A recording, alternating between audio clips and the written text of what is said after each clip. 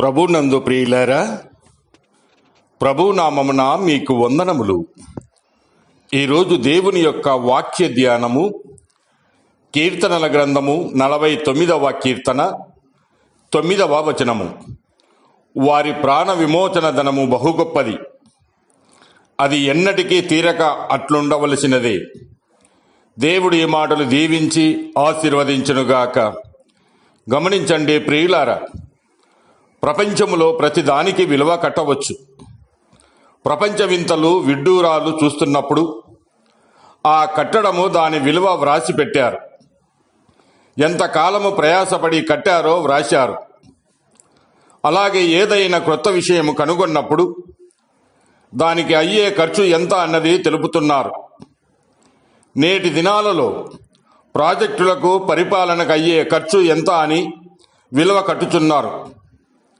విలువ కట్టలేనిదంటూ ఏమీ ఉండదేమో. చివరికి మనిషికి కూడా విలువ కట్టి నీ విలువ ఇంత అని అంటూ ఉన్నారు. మరి ప్రియులారా, ఈ ప్రపంచంలో నీ విలువ ఎంత? నీ ఆత్మకు, ప్రాణమునకు, శరీరానికి, ప్రతి అవయవానికి విలువ కట్టారా? దేవుడు నీకిచ్చిన గంటకు, దినానికి, సంవత్సరానికి విలువ కట్టారా? దేవుడు నీకు వనగూర్చిన సకల సౌకర్యములకు విలువ కట్టగలమా? ఆలోచించుము. దేవుడు అనుగ్రహించు జ్ఞానముతో ఏ విలువైన వస్తువులు కూడా సాటి కాదన్నాడు జ్ఞాని అయిన సొలొమోను. మన బాహ్య అలంకారము కన్నా అంతరంగ అలంకారము సాధువైనట్టు, మృదువైనట్టు, అక్షయ అలంకారము దేవుని దృష్టికి మిగులు విలువైనదని వాక్యం సెలవిస్తున్నది. విలువ యొక్క అంచనాలు ఎలా ఉన్నా, ఎంత తారుమారైనా దేవుని యొక్క వాక్యం ఏమి సెలవిస్తుందో గ్రహించుదాం.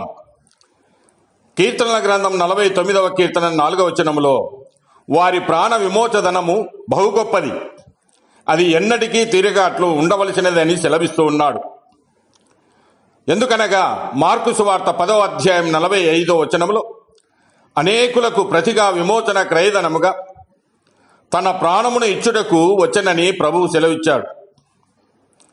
ఆయన రక్తం వలన మనకు విమోచనము, అనగా మన అపరాధములకు క్షమాపణ మనకు కలుగుచున్నది. అంతేకాక ఆ కుమారుని యందు మనకు విమోచనము, అనగా పాప క్షమాపణ కలుగుచున్నది. తిమోతిలకు రాసిన మొదటి పత్రిక 2వ అధ్యాయం 6వ వచనములో ఈయన అందరి కొరకు విమోచన క్రయధనముగా తన్ను తానే సమర్పించుకొనెను. గమనించండి ప్రియులారా, అలాగనే పేతురుకు రాసినటువంటి మొదటి పత్రికలో 1వ అధ్యాయము 18-19 వచనాలు గమనిస్తే, క్షయవస్తువుల చేత మీరు విమోచింపబడలేదు కానీ అమూల్యమైన రక్తము చేత, అనగా నిర్దోషమునో నిష్కలంకమునకు గొర్రెపిల్ల వంటి క్రీస్తు రక్తము చేత విమోచింపబడితరని మీరు ఎరుగుదురని వాక్యము సెలవిస్తూ ఉన్నది. కనుక ప్రియమైన వారలారా, మన అందరి విమోచన నిమిత్తము కల్వరి శిలువపై ప్రభు అయిన యేసుక్రీస్తు కార్చిన యవ్వన రక్తాన్ని ఎంత విలువ కట్టగలము? అది ఎన్నటికీ తిరగ అట్లు ఉండవలసినదేనంటూ కీర్తనకారుడు వ్రాస్తూ ఉన్నాడు. మరి ఆయన చూపిన ప్రేమకు, అనుభవించిన ఆ శిలువ మరణమునకు విలువ కట్టగలమా? విలువ కట్టలేనిది ఏదైనా ఉన్నది అంటే ఆయన శిలువనే.